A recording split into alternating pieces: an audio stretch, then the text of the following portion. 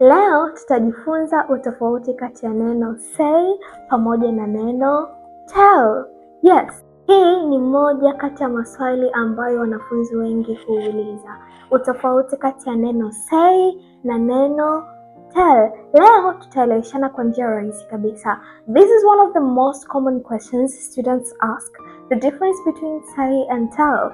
And today we will understand it in a very simple way. By the way, naitwa Neema. Karibu sana kwenye channel ya Bonga English. Kama haujafollow account hii, tafadhali naomba usisahau kufollow na usisahau kusubscribe account yetu ya Bonga English TZ. Linki iko hapo juu. Tunatumia neno say tukiwa tunazungumzia kitu ambacho mtu alikizungumza bila kumtaja mtu aliyekuwa anazungumza naye. Narudia tena. Tunatumia neno say tukiwa tunazungumzia kitu ambacho mtu alikisema bila kumtaja mtu aliyekuwa anazungumza naye. Yaani kwa Kiingereza ningesema we use say when we are talking about what someone said without mentioning the person they were talking to. Bila kumtaja mtu aliyekuwa anazungumza naye. Kwa mfano nasema he said he was tired. Alisema alikuwa amechoka. He said he was tired. Hapo hatujaonyesha huyu mtu alikuwa anazungumza na nani. Tumeonyesha tu sentensi kama ilivyo. He said he was tired.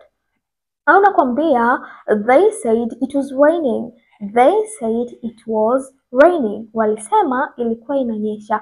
They said, hatujasema walikuwa wanazungumza na nani. Ila tu tumeongea they said it was raining. Aidha tuliona walikuwa kwenye television au tuliona sehemu fulani, ila hatujasema walikuwa wanazungumza na mtu gani. So we use say when we are talking about what someone said without mentioning the person they were talking to. Tuko sawa? You said he was a good man. Lakini tunatumia tell tukimwambia mtu kitu, yaani tunataja mtu kwenye hiyo sentensi yetu.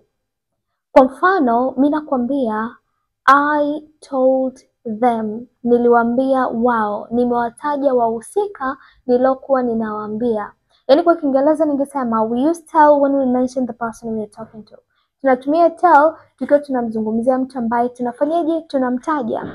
Kwa mfano mimi nasema I told her I don't care. Nilimwambia kwamba mimi sijali.